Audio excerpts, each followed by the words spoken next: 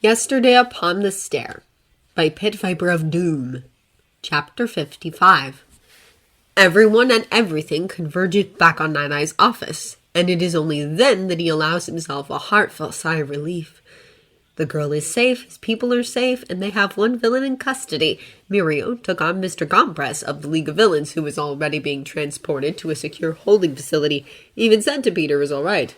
He had been under the influence of some quirk or other when he took ill, and the villains must have used the guard switch as an opportunity to slip in. But it was all for nothing in the end, because the heroes still hold the most important cards. Night-Eye learned years ago to cherish the good days when they come. Sometimes they are rare. For the past 6 years they've been rare. And even today is not a total victory. Toga Himiko has slipped through their fingers, and they have rock-solid confirmation that Overhaul is in bed with the League. The battle is won, and the rest of the war looms over them. Upon finding Bubble Girl, he asks after his interns, and she directs him to the smaller second-floor meeting room. It's an odd place to have put them, he notes vaguely. His sidekick stops him before he goes.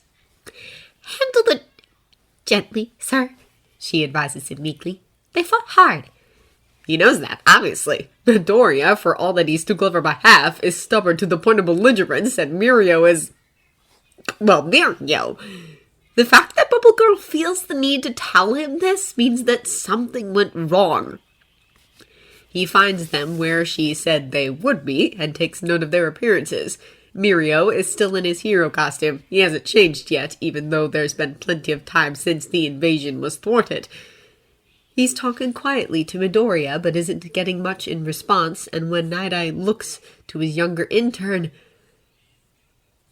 The room is empty and well out of the way of most foot traffic in the office. Bubble Girl took them somewhere they'd be alone. The look on Midoriya Izuku's face gives him a clue as to why. He sighs lightly. "What happened?" Mirio confirms his misgivings when he doesn't stand to give his report.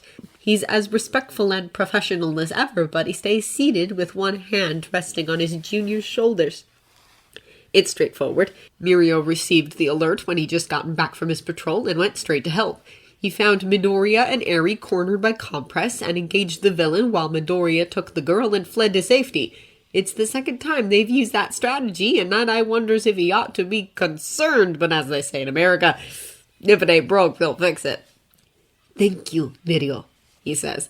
"Well done with that villain, Midoriya." He tries for a gentler tone than usual because he hasn't seen Midoriya look like this before, and it's a stark reminder of his recent imprisonment by villains. Midoriya takes a deep breath, but only manages a strangled noise.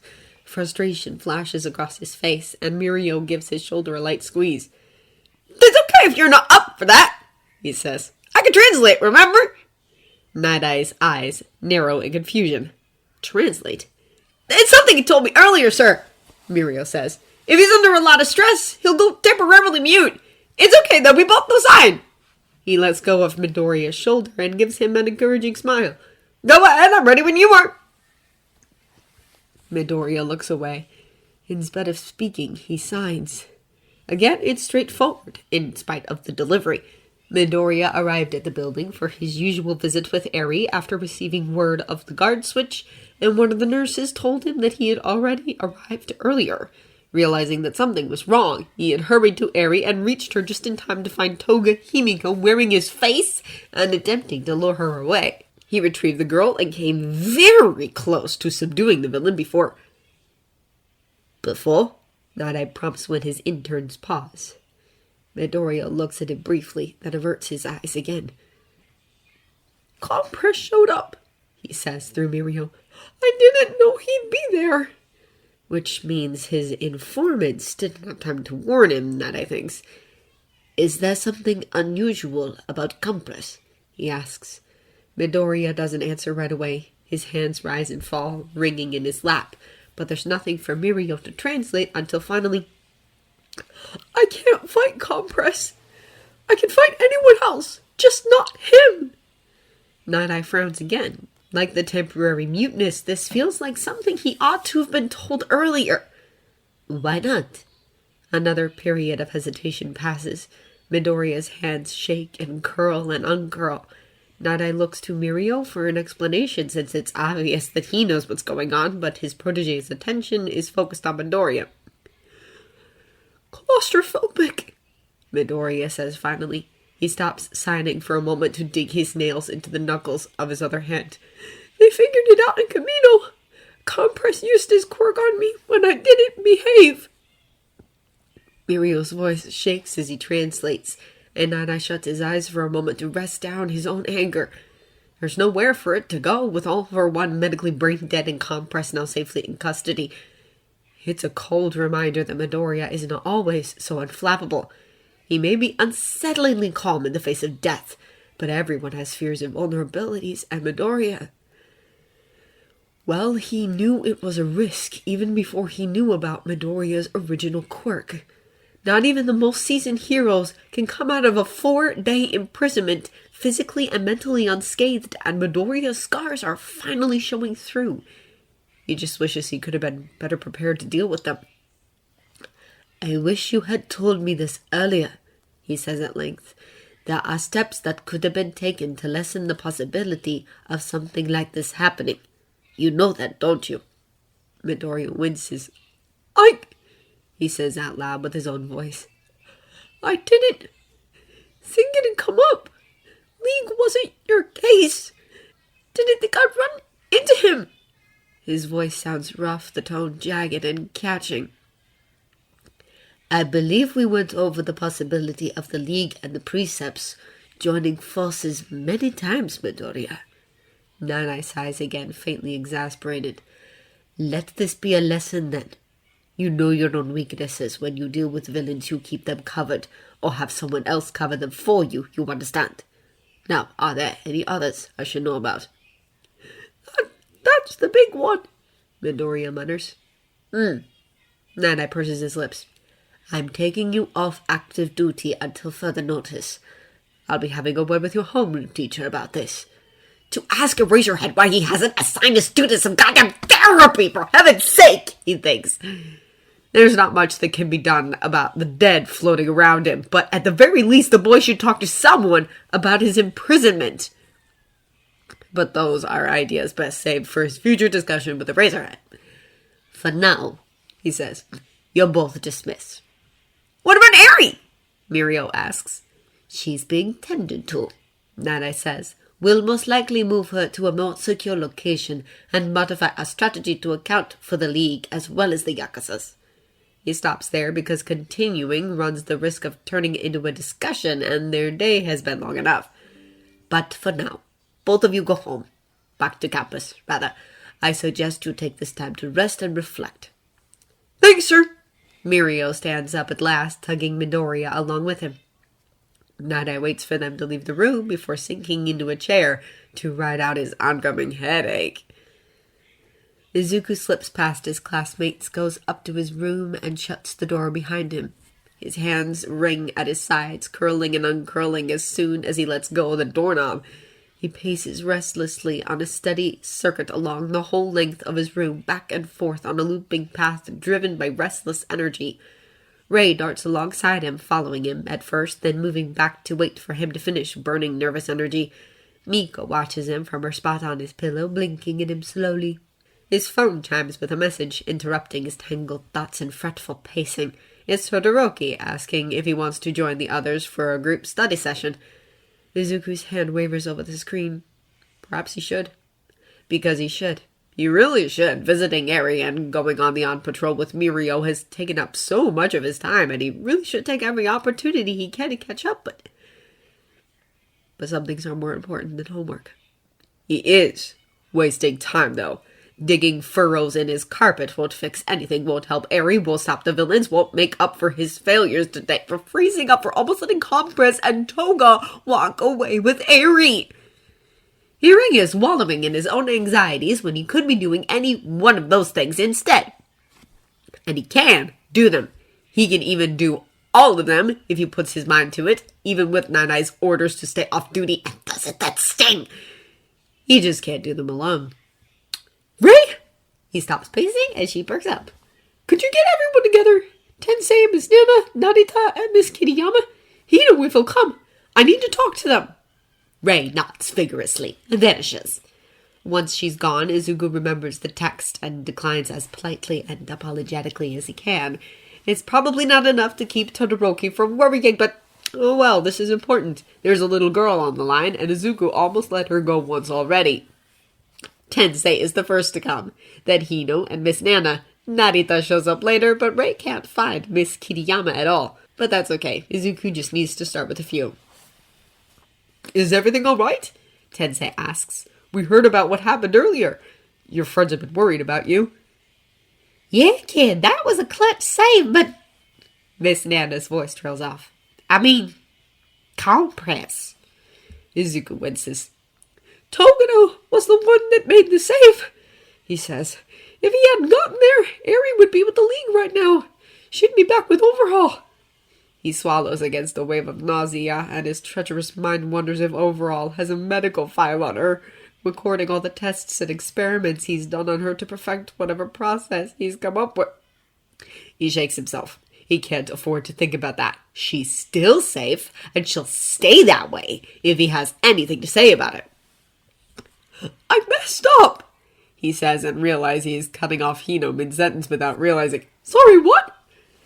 I said, it's funny that you're saying that when this one says you were the one who called for backup in the first place, Hino says, jerking his thumb at Ray.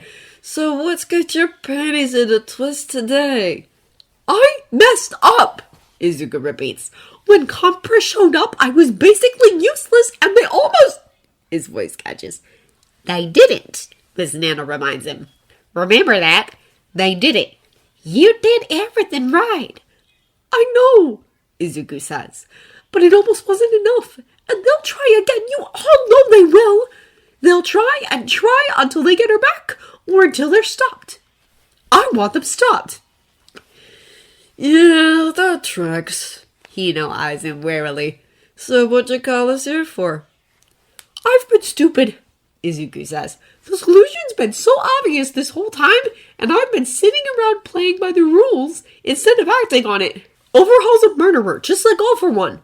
And maybe he hasn't lived as long, but he still killed a lot of people. Izuku balls his hands into fists to keep them from shaking. And that means he's surrounded with his own enemies, and he doesn't even know it. He hears Nana's breath hiss through her teeth as she realizes what he's going to say. I know it's a lot to ask, he goes on before any of them can interrupt. I know you're not alive anymore, and this isn't really your fight, but there are dead people who do consider it their fight, and I can't get to them, but maybe you can. Oh! Nana's form shimmers slightly, and Izuku chances a look at his face. The ghost looks eager, and that's a good sign. Miss Nana, Tensei, you were heroes, and all of you were ghosts. All of you can go anywhere, see and hear anything. You could find them. You could find Overhaul. You could find out where he is, what he's planning, what kind of manpower and resources he has. After today, Nine Eye's not letting me back out into the field, and I hate it, but I guess I can't blame him. He takes a deep breath. But I can still help. If you're willing, help me pull it off. I know it's a lot to ask, but... Hey! Hino cuts him off, and Izuku can't help but wince. Eyes up here. Izuku raises his chin and braces himself, only for Hino to smack at him. You're spinning all this into a big speech, but you said it yourself, we're dead. Do you really think we have anything better to do? Miss Nana pushes herself ahead of him, looking exasperated. What he's trying to say is, of course, we'll help you, Sprout. Honestly, I'm just glad you found a way to keep out of harm's way and nose into someone else's business. So you'll do it? Izuku asks hopefully. It feels like forever since I got to do any real legwork. Tensei grins broadly.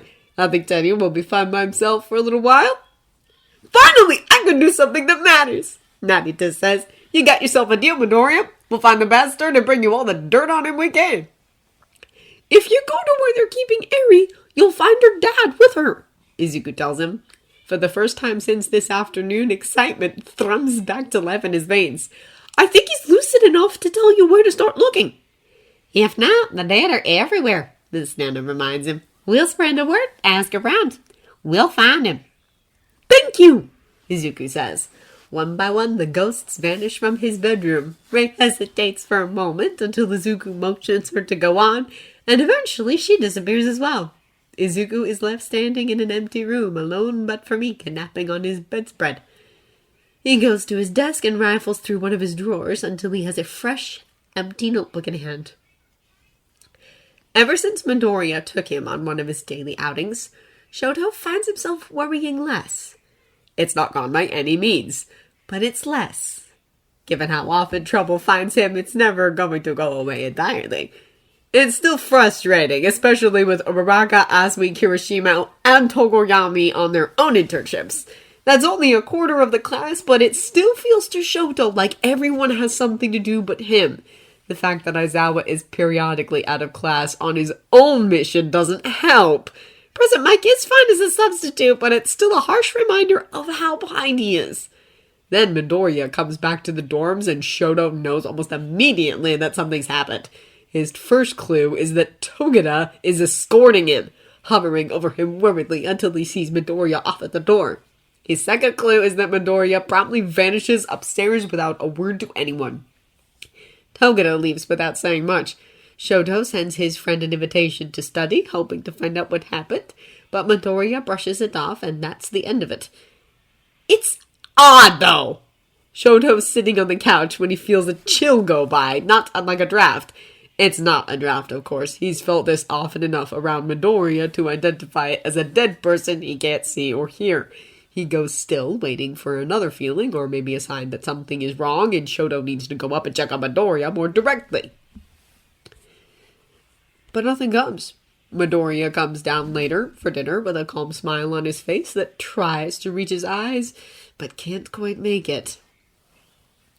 The thing is, Ochako has an inkling of what's going on. The dragon heroine, Ryuku, is on the 8 Precepts case, same as Deku's supervisor, so word gets back to them when the League of Villains launch an attack on one of Night Eye's secure buildings.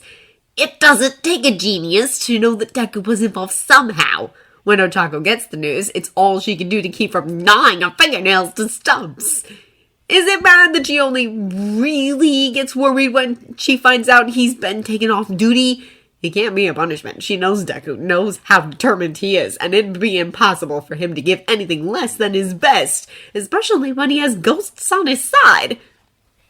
But something's wrong! It has to be, for Deku to be this cagey afterward. He's not going out every day anymore, but it still feels like she hardly sees him, and when she does, he's staring off into space and muttering to himself. She wonders who he's talking to. Tanya has a strong feeling that Tensei isn't around quite as often. He isn't sure why. He isn't sure it's possible for him to know with absolute certainty whether or not his brother's spirit is with him. It's just a feeling he gets, and while his logical side balks at classifying it with such big terminology, there's no other way he feels comfortable describing it. He's been feeling it just a bit less lately. And that's unfortunate because something is wrong with Midoriya, and Tenya misses being able to whisper his fears in his empty dorm room while knowing it's not as empty as it seems. His attempts to broach the subject to his friend have been largely unsuccessful, and that's really not fair because months ago Midoriya was the one to scold him for not asking for help when he was struggling. He's not alone in feeling this way. Todoroki is worried, Uraraka is worried, and Togeda-senpai seems worried as well on the occasion that Tenya sees him. But Midoriya won't say anything, not to them, at least. He's talking to someone, though. Tenya sees it all the time, now that he knows that more than half of Midoriya's usually muttering isn't just talking to himself. If he's not doing that, he's scribbling in his notebook. Tenya has no idea what that's about. Midoriya flips it shut whenever anyone wanders within range. Izuku is going over his notes again. Over the past few days, his allies have managed to put together a solid picture of what they're dealing with. Eri's father led them straight to the original headquarters where Eri was first kept, which was a solid start, but not quite enough. The 8 Precepts group has been pulling out, removing people, supplies, and assets out to a new location. Several new locations.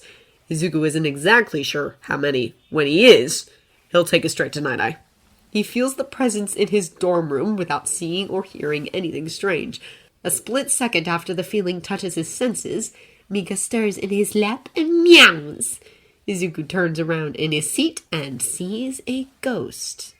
Immediately, his eyes are drawn to her left shoulder, or the spot where her left shoulder used to be. It's gone now, along with her arm and part of her torso. She carries herself awkwardly, as if the missing pieces have thrown her off balance. "Hello," Izuku says, tearing his eyes from her wounds. "Are you Midoriya?" she asks. In spite of her strange balance and missing parts, she carries herself with an air of poise. She looks to be in her late 20s to early 30s. "That's me." "Ingenium sent me," she tells him, "after a fashion. He said you were trying to bring down Overhaul." Izuku pushes his chair out from his desk and turns around to face her fully. "Oh, what if I am?" She nods. "My name is Chusa Junko, and I was a Yakuza." Izuku tenses on instinct, but she shakes her head. "I know how that must sound to you, but if you knew more about what Overhaul has done, you'd know that means I'm on your side here." "I don't understand," Izuku says warily. He's alone right now. All the ghosts are out gathering information. Rei usually checks in pretty frequently, but she isn't here yet. "Overhaul's the leader of the Yakuza." Her face crumples. He's a disgrace to the name.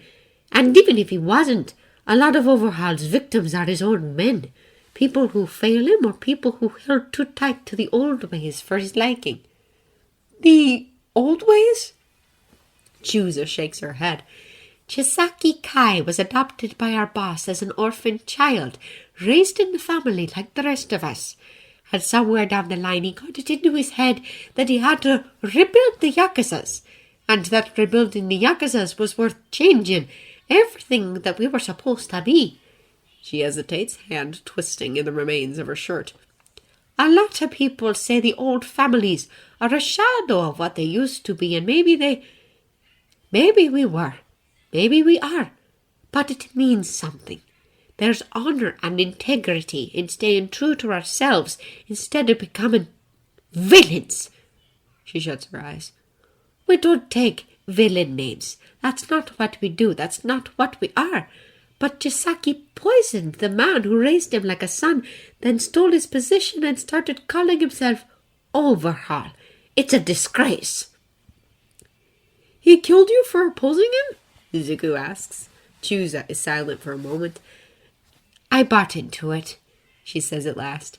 "I was young, and the things he talked about, reclaiming our former glory, emerging from the shadows, it was nice, you know. I didn't realize what it really meant, but Diane opened my eyes. I was loyal to him. I served him well, and he killed me for a single misstep, just one failure, and I want him to pay." She stands taller. "So, I'll help you. If it comes to a battle, I know his usual tactics. I can be your eyes, if you'll let me." Cautiously, Izuku nods.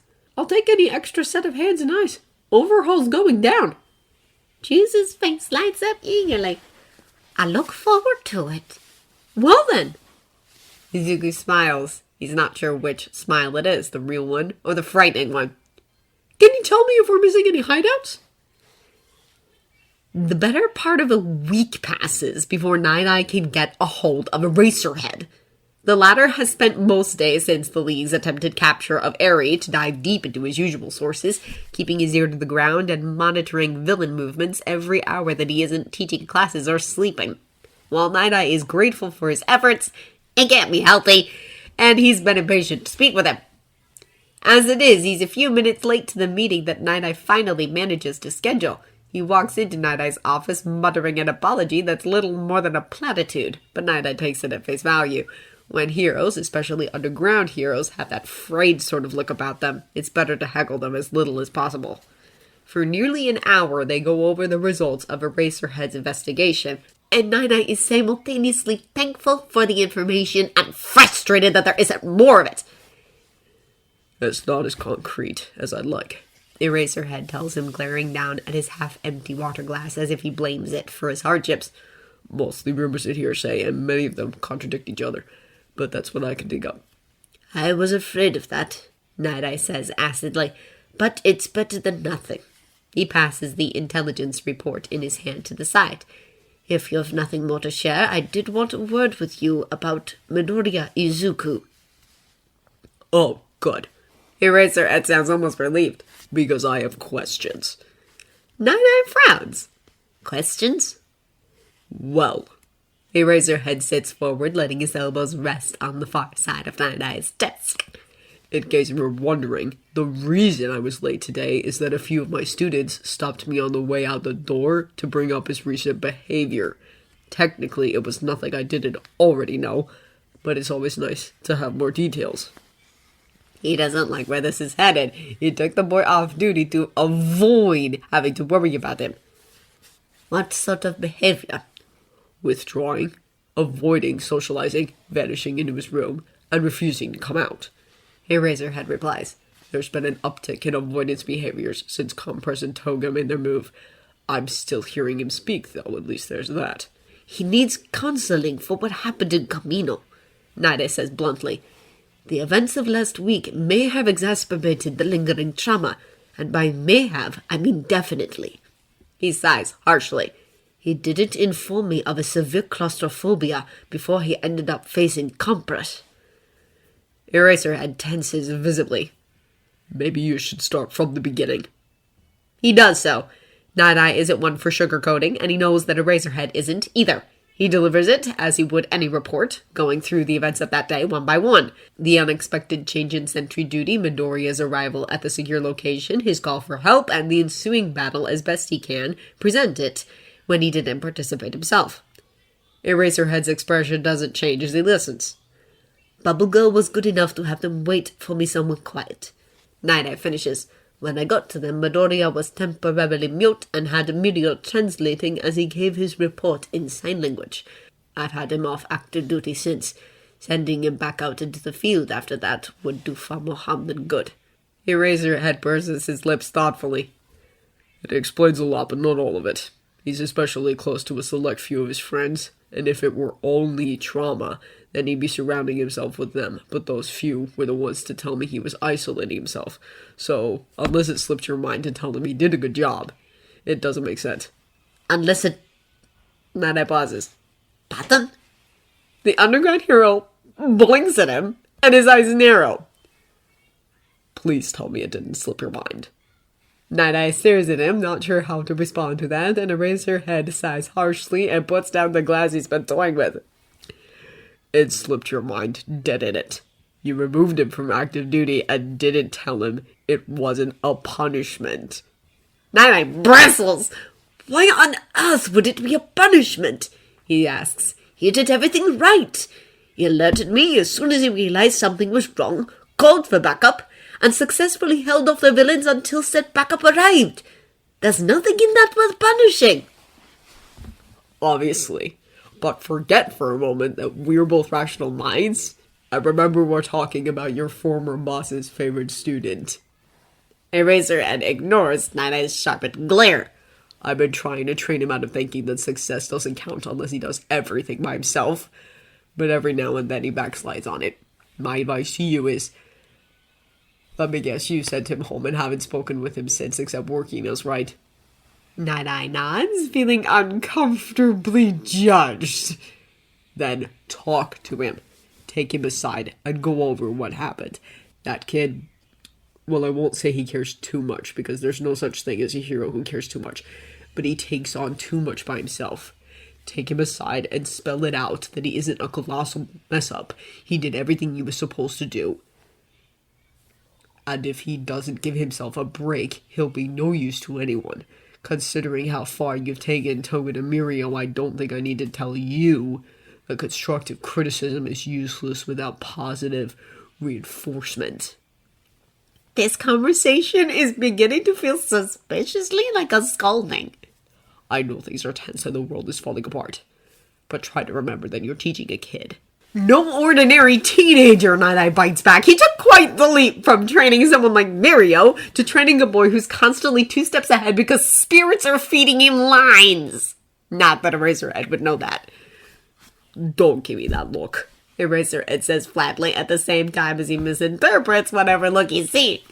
You had All Might's ear for 5 years. If anything, you're uniquely qualified to deal with Midoriya's self-destructive martyr tendencies. The boy may admire him, but there's a world of difference between the two, Night-Eye says before he can stop himself. I'll speak with him, of course, but it's not that simple. Night-Eye studies him for a moment, with a look on his face like he's just discovered a bit of evidence that he'd missed. Before Night-Eye can worry that he's let something slip, there's a knock at his door.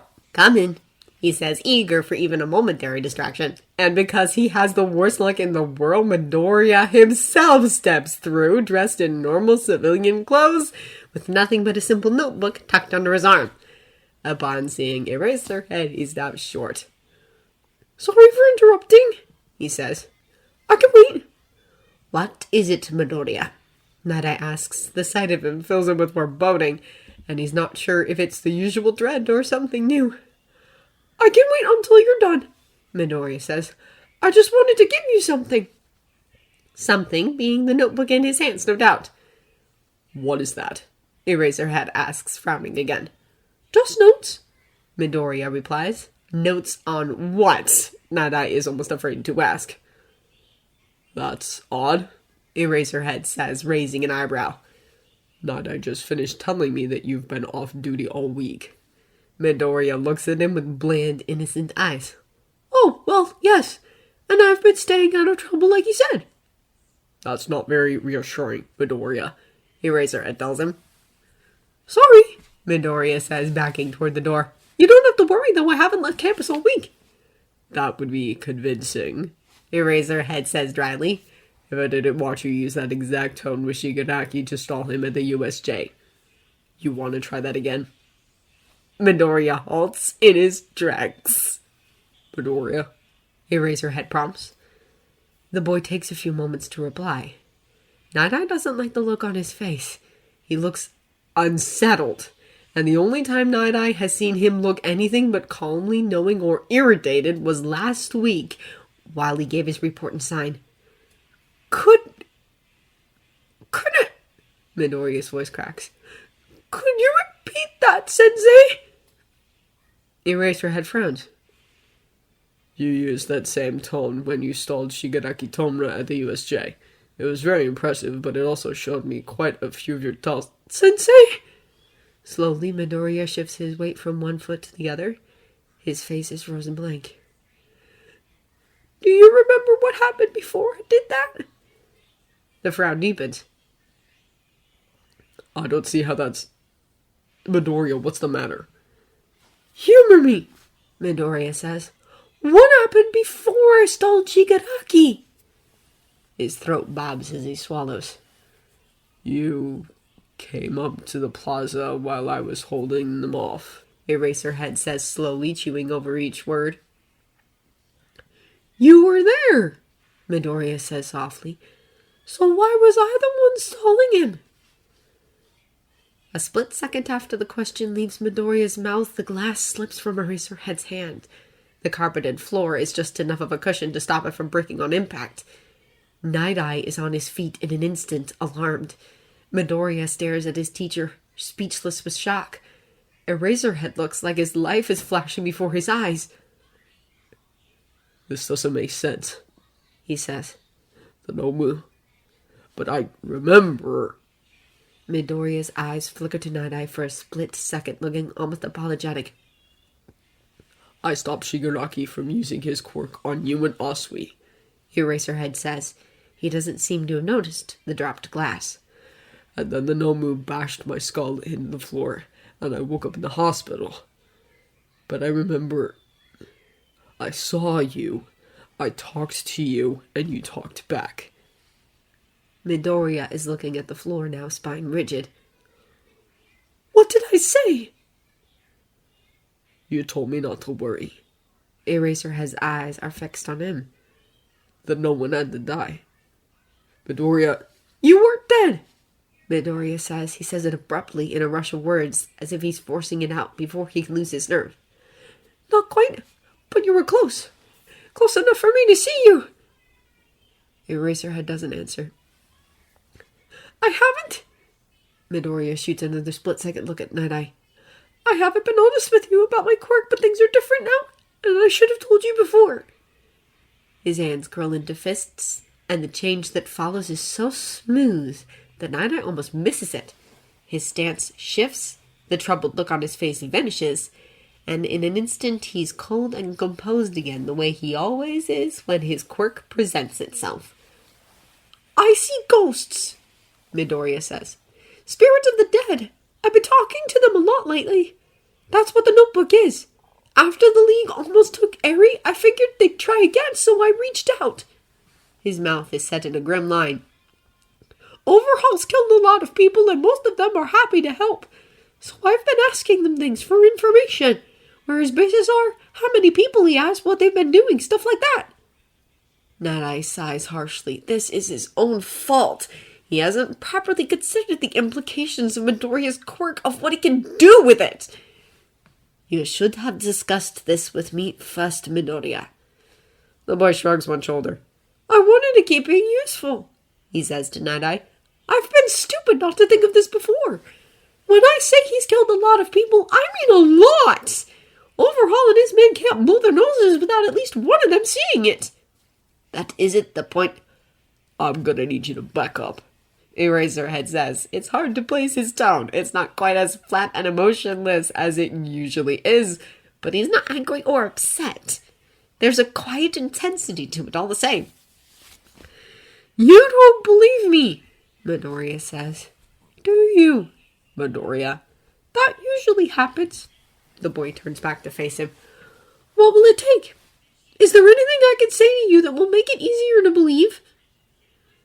Eraserhead's frown deepens, and Night-Eye doesn't blame him. The man has spent the latter part of the meeting defending Midoriya, and now he's forced to place the burden of proof on him for a claim that isn't easily tested. Midoriya's eyes shift away from Eraserhead's face. For a moment he seems to be waiting for something before he looks at his teacher again. I could tell you about the ghosts following you if you want. You might remember Narita, if you remember the USJ. Narita Yuto? Eraserhead pauses. I've never met anyone with that name. No, Midoriya concedes. You haven't. You met his sister, Cannon. Eraserhead stiffens. You saved her from the serial killer that murdered her brother. He was following his killer, and he saw you save her, and leave before she had the chance to thank you. There's a wary look in Eraserhead's eyes now. That made the news, he said hesitantly. It would take some digging, but that information is available. What about Kiriyama Ai? Eraserhead breathes in sharply. A bridge was destroyed and her car went underwater, Midoriya continues. You broke through the windshield to get her out, but her seatbelt got stuck. She says she had to hit you to get you to leave her and get her son out of the back seat instead. Eraserhead's knuckles are white. She squeezed your hand before you let her go, Midoriya says. She did it to let you know it was all right, and she didn't blame you, but she was never sure you understood. Midoriya. Eraserhead's voice cuts through his, and the boy falls silent. You can stop there. I believe you. Midoriya falls silent, waiting. This makes more sense than it should. Eraserhead's dark eyes flick toward Night-Eye's face as if checking him for a reaction. I get that a lot, Midoriya answers. The only question this raises, Eraserhead says slowly, is about the quirk that I've been watching you use since I first met you. Midoriya hesitates, but in Night-Eye's opinion, he doesn't hesitate nearly long enough before he answers, That's a different quirk. I wasn't born with it. All Might gave it to me before I started school. Midoriya, Night-Eye says sharply. Not I. Eraserhead gets up from his chair. Something's just come up, and I'm going to need to cut this meeting short. Remember what I said to you earlier. Sorry to rush out. With that, he leaves. The moment the door is closed, Night-Eye turns sharply to Midoriya. only to find him on the phone. "Sorry, just a second, I have to warn him," Midoriya says, holding the phone to his ear. Then, "Hey, All Might, it's me. No, everything's fine. Sort of.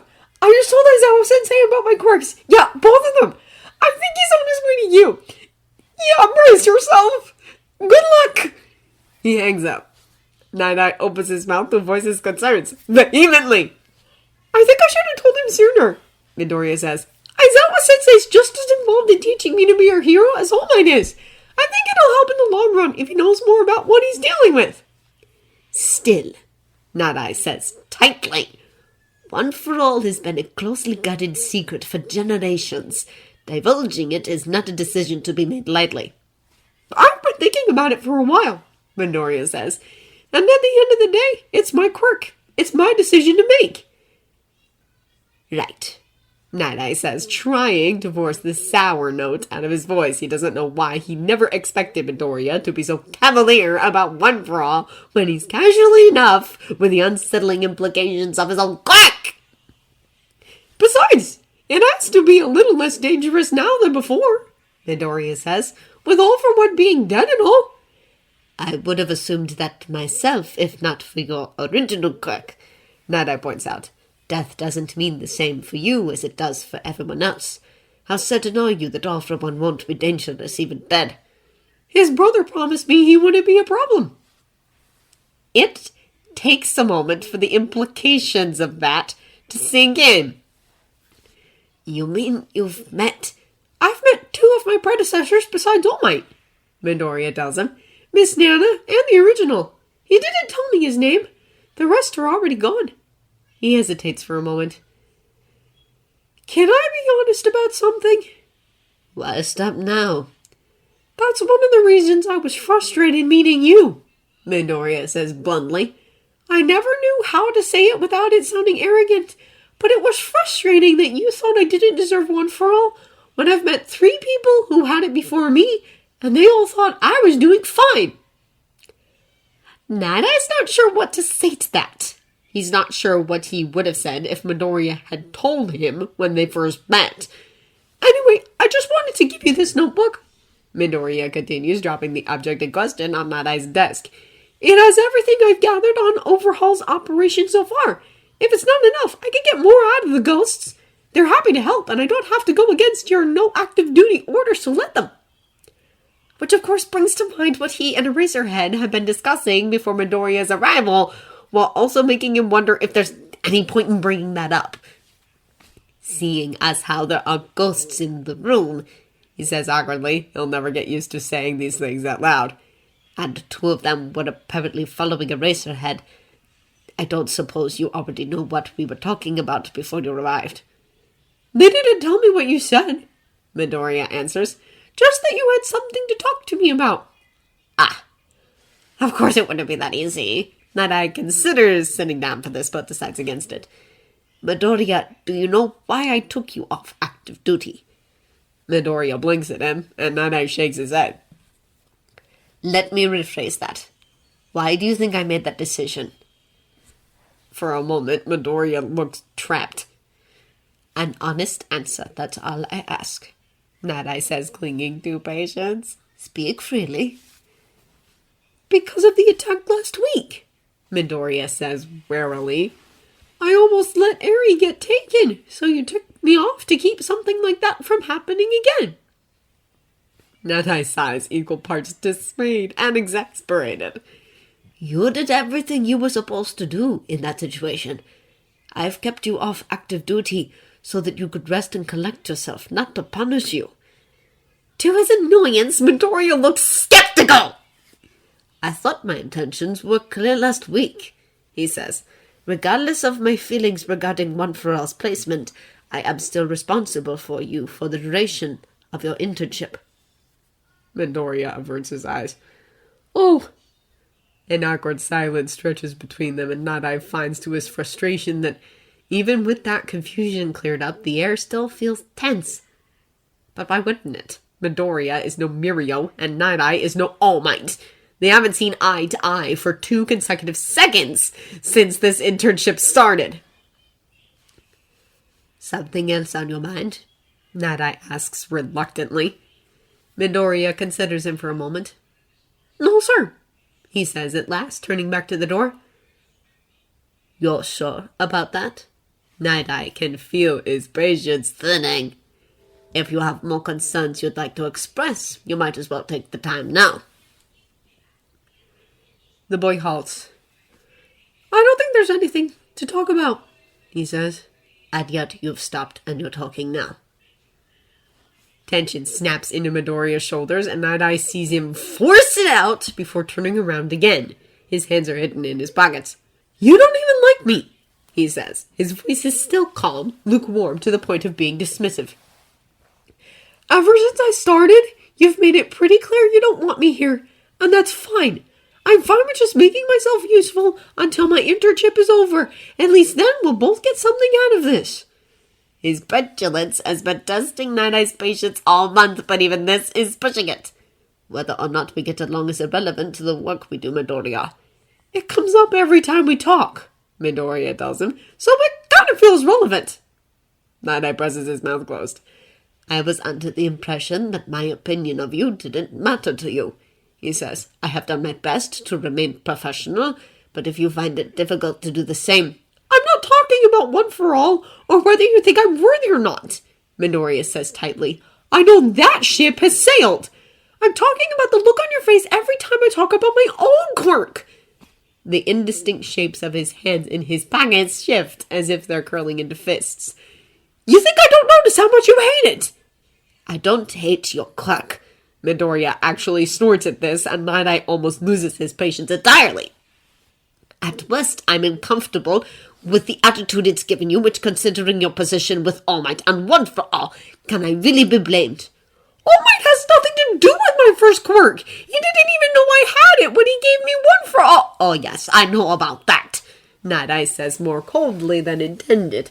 "Do you think it's a point in your favor that you kept something so vital from him when he entrusted his power to you?" "I get it," Midoriya says tersely. "You're scared about the future you saw, and you're scared of him dying. I am too! You don't think I get that?"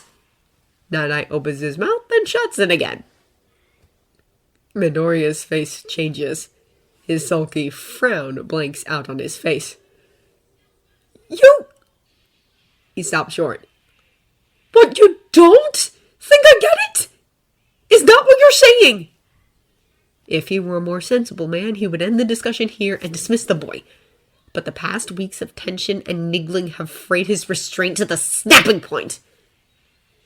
"I'm sure it concerns you," Night-Eye says quietly. "In your own way." "What's that supposed to mean?" "Do you really want me to answer that, Midoriya?" "Did I stutter?" Night-Eye sighs. He's going to regret this. He just knows it. "It's the nature of your quirk, isn't it?" he says wearily. "All Might may die, but knowing him, his spirit would remain. So what would you really lose in the end?" He pauses for an answer, and when he doesn't receive one, continues. "It's not something I blame you for. I don't fault your conscience. It's merely the nature of your quirk, and it can't be helped. But it's troubling, all the same." And with that, it's out. It should be a relief to finally let the weight off his chest, but it only makes him feel cold. "You?" Midoriya's face shifts through at least a dozen different emotions before finally settling upon cold shock and fury. "That's why you hate me so much? You think I don't care?" Midoriya, I don't... "No, I've spent my entire life talking to ghosts, and you think I don't care when people die? You think I don't lose anything? You think people die and I'm just fine with it?" His hands are out of his pockets, fists trembling at his sides. "What the hell do you think makes a ghost in the first place?"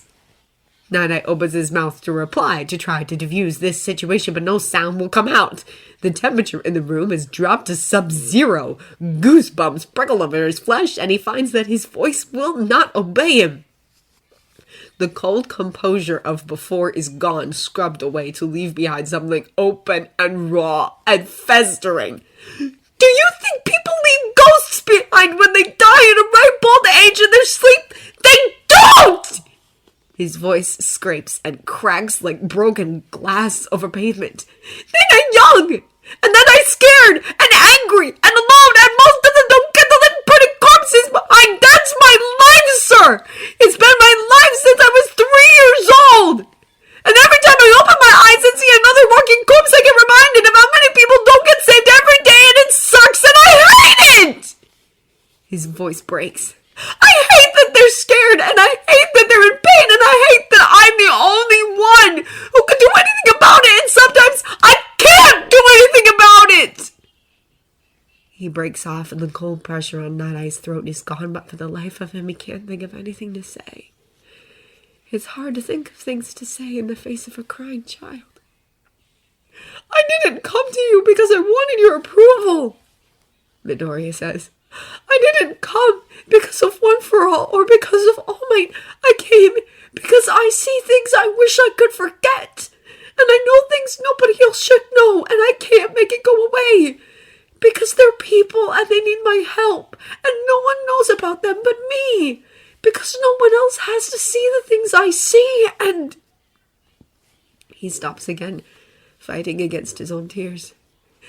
And I'm here because I thought maybe you'd understand. Night-Eye feels his heart plummet. For a moment, the boy tries to steady himself to pull together some semblance of his former composure. It doesn't work. After the third try, he gives up and draws his sleeves sharply across his eyes as if furious with himself for losing control. I did all of this wrong. I'm sorry. Once this internship's over, I won't bother you again. He turns toward the door. Midoriya, Night-Eye starts. The door shuts behind him. It's instinct, not foresight, that makes Night-Eye duck. Something whistles over his head, narrowly missing him, and he straightens up just in time to see a snow globe shatter against the wall.